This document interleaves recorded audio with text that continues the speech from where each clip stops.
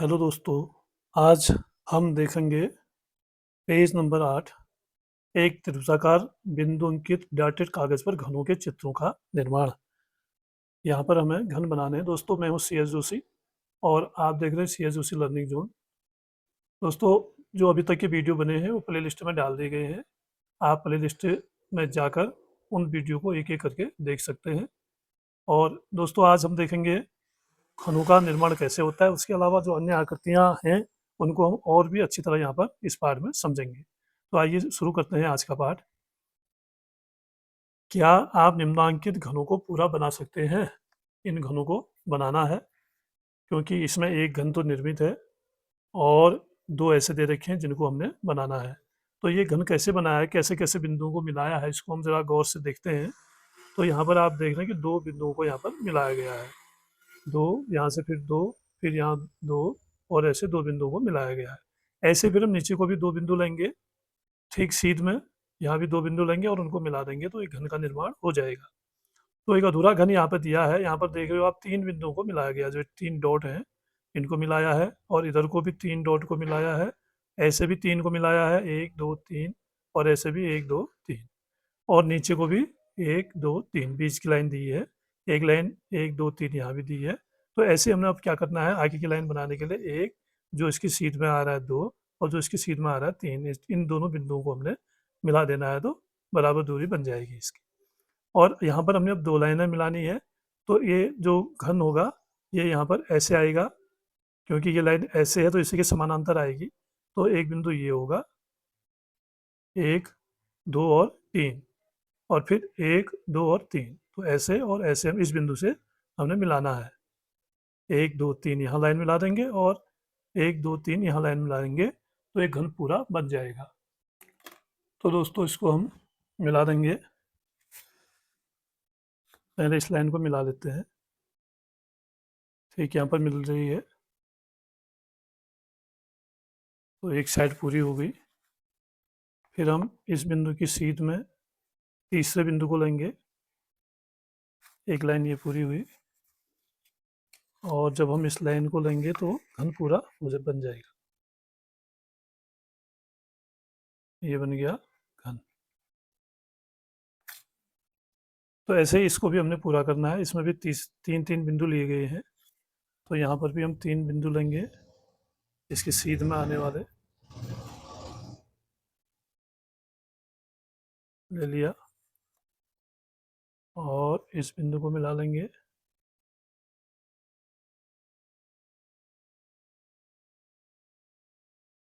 इसके बाद इस रेखा के समानांतर एक रेखा लेंगे इस बिंदु तक,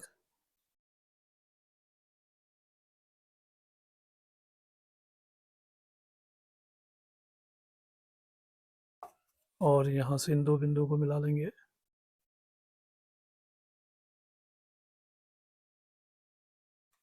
और फिर हम इसके सीध में तीसरा बिंदु यहाँ से लेंगे सीधाई में,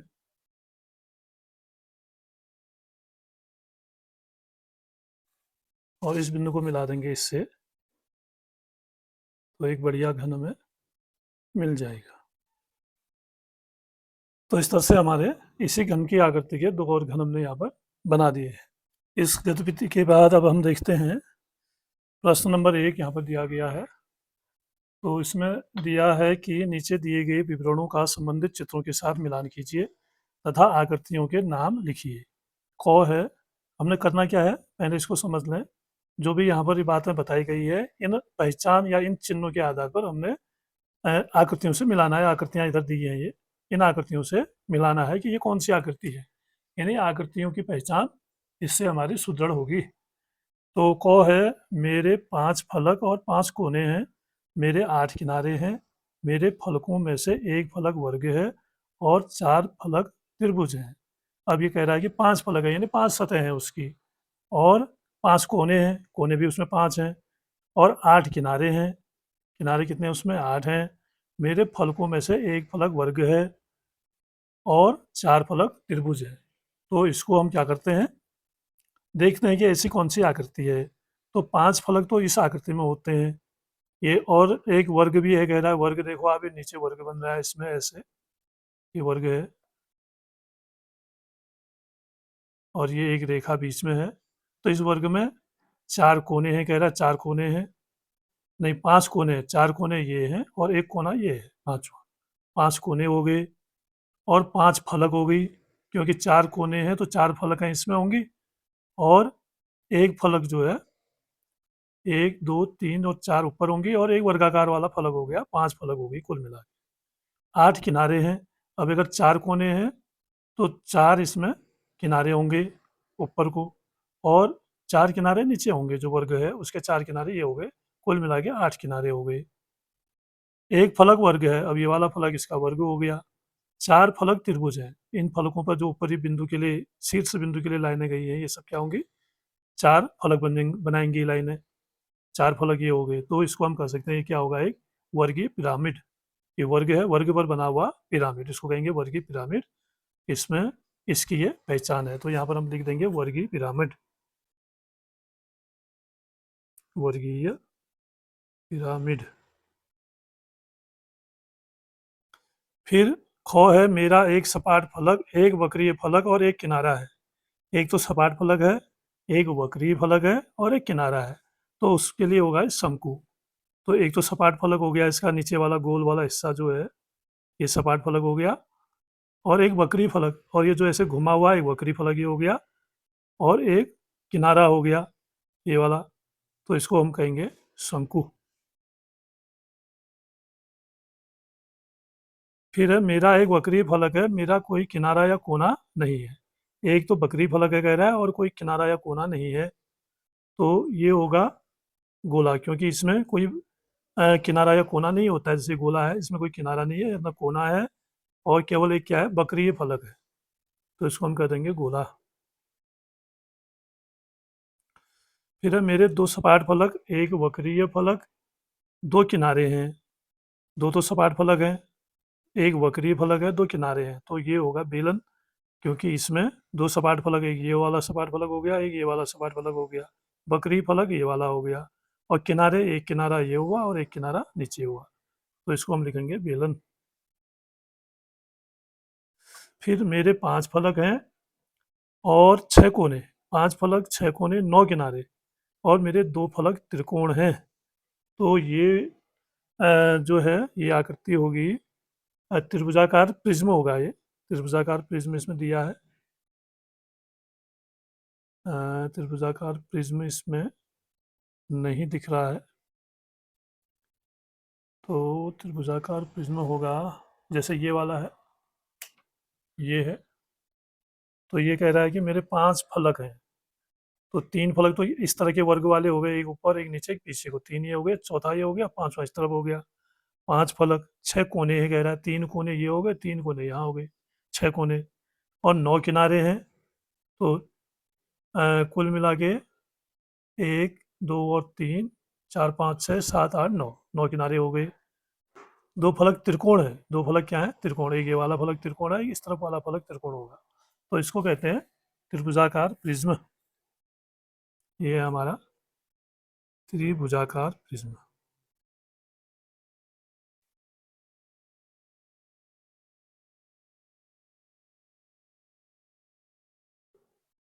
अब मेरे 6 फलक हैं, 12 किनारे और 8 कोने हैं। 6 फलक, 12 किनारे, 8 कोने, तो ये किस में होते हैं?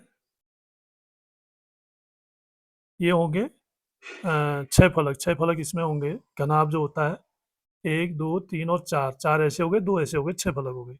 12 किनारे हो गए, 4 किनारे ये हुए, 4 किनारे नीचे हुए, 8 4 किनारे खड़े करके हुए 12।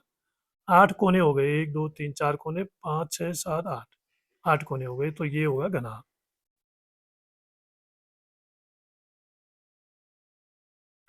तो दोस्तों इस तरह आप प्रश्न के उत्तरों को लिख सकते हैं। दूसरा प्रश्न, निम्नांकित आकृतियों में से मैं प्रत्येक अन्य से भिन्न है, यानी सब अलग अलग तरह की हैं, चर्चा कीजिए कैसे, ये कैसे भिन्न है, ये हमने चर्चा करनी है। अब ये पहला वाला गोल है, इसमें केवल वक्रीय फलक है और इसमें कोई किनारा या कोना नहीं होता है, ये इस तरह की रचना है, आकृति है। और ये है शंकु, इसमें एक सपाट फलक होता है, नीचे वाला गोल, ये इस तरह से, ये वाला जो फलक होगा ये सपाट होगा, और एक वक्री फलक होगा, और एक कोना होगा ऊपर का। तो इस तरह से ये इसकी पहचान है। और ये है आपका पिरामिड, वर्गीय पिरामिड है ये। नीचे वर्ग बना है, उसमें सारी जो कोनों से लाइनें आ रही हैं वो एक बिंदु पर मिल रही हैं। तो इसमें जो है, इस पिरामिड में सभी फलक सपाट होते हैं और त्रिभुजाकार होते हैं। एक वर्गीय फलक होगा, बाकी सपाट और त्रिभुजाकार होंगे। फिर अगली रचना है घन। घन में आप जानते हैं सारी भुजाएं इसकी समान होती हैं, लंबाई, चौड़ाई, ऊंचाई। और ये वर्गाकार फलक इसमें होंगे। कितने होंगे वर्गाकार फलक? 6। 1 2 3 4 5 और 6। फिर उसके बाद की रचना है घनाभ। तो घनाभ में 4 आयताकार फलक होंगे इसमें। 1 2 3 और 4 नीचे ये आयत बने हुए हैं, और इधर वर्ग बने हैं, 2 वर्गाकार फलक होंगे। तो इस तरह से सबकी पहचान अलग अलग है। इस प्रश्न को आप अच्छी तरह समझें, इससे आपकी सारी आकृतियां स्पष्ट हो जाएंगी। फिर आगे बढ़ते हैं।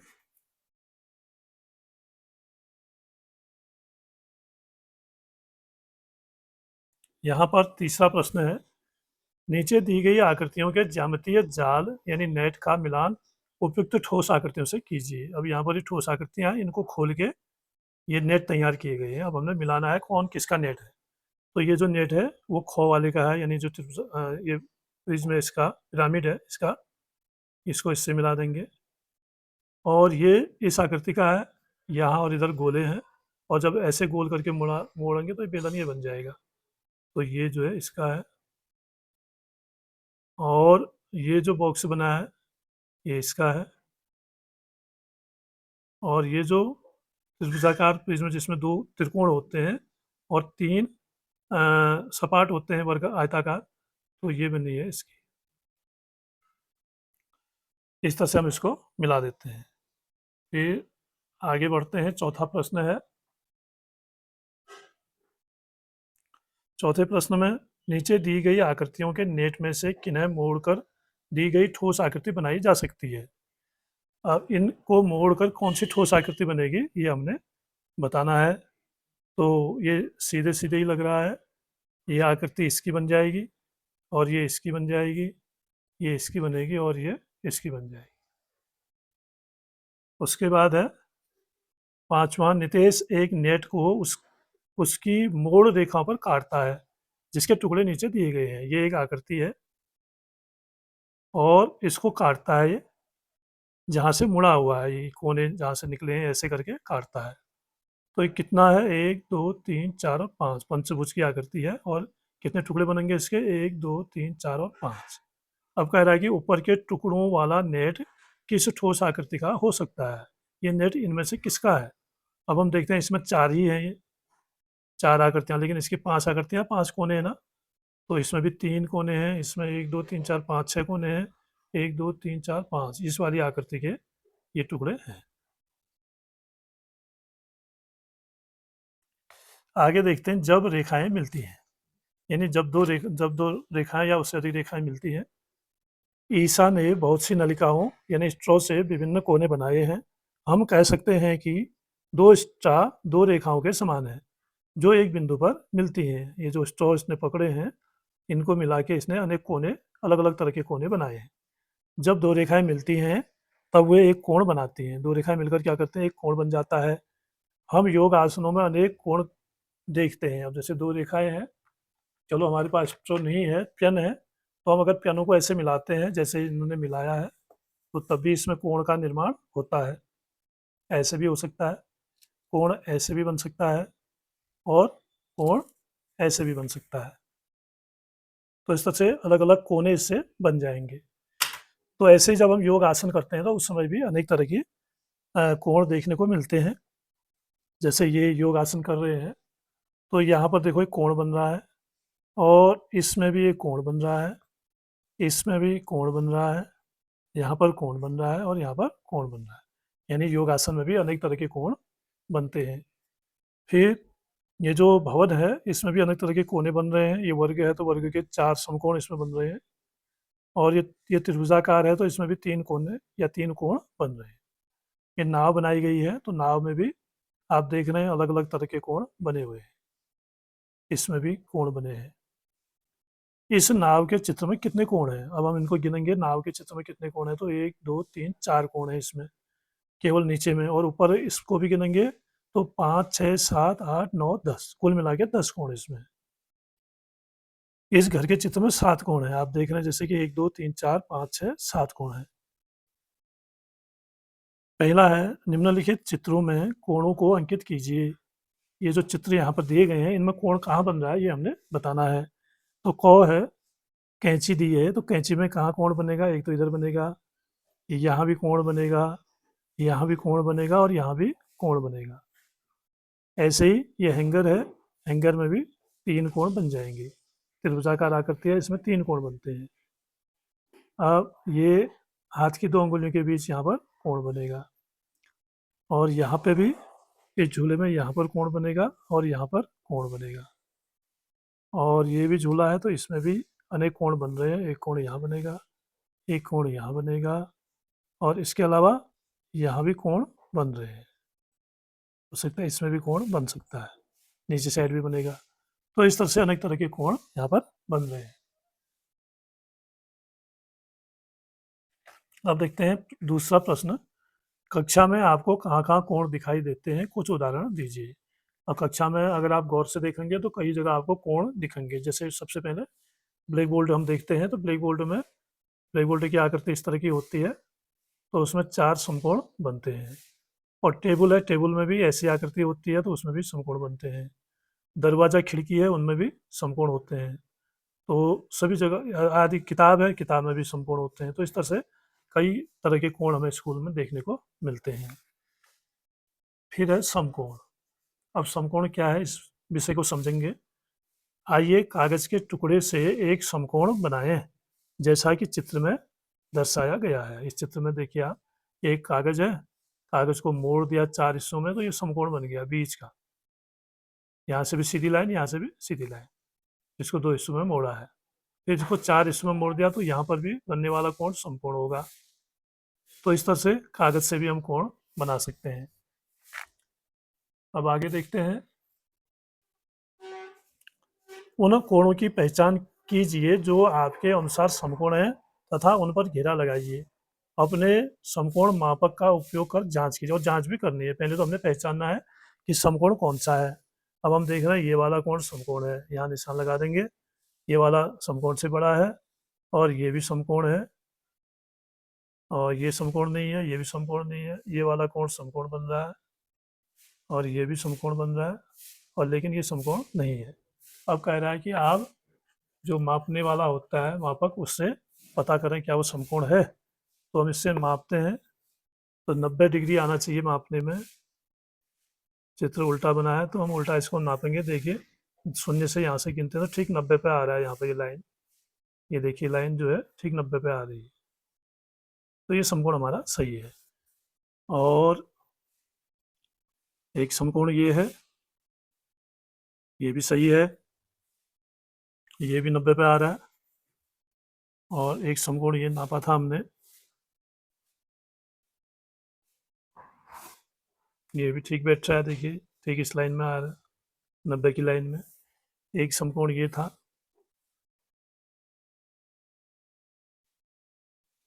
ये भी ठीक 90 की लाइन में आ रहा है। तो यहाँ चांदा लग रहा है, तो इससे ये बैठ नहीं पा रहा सही था। और बाकी ये बड़े कोण है, ये कोई भी 90 के उसमें नहीं आएंगे। जैसे एक लाइन में हम रखते हैं इसको, तो आप देख रहे हैं 90 वाली में नहीं, ये लाइन नीचे को जा रही है। तो ऐसे ये भी छोटा है, ये भी छोटा है। ठीक 90 डिग्री के कोण को समकोण कहते हैं। पुस्तक, खिड़की तथा अन्य किसी अन्य वस्तु में समकोणों की जांच कीजिए। तो ऐसे ही हमने खिड़की और सभी अन्य वस्तुओं को देखना है। टेबल है, कुर्सी है, ब्लैक बोर्ड है, तो सभी जगह इस तरह का कोना जहाँ निकलता है वो होगा 90 अंश का कोण। उन वस्तुओं के नाम लिखिए जिनमें आपको समकोण प्राप्त होते हैं। कहाँ कहाँ प्राप्त होगा? दरवाजे में, ब्लैक बोर्ड में, टेबल में, और दीवार के कोनों में,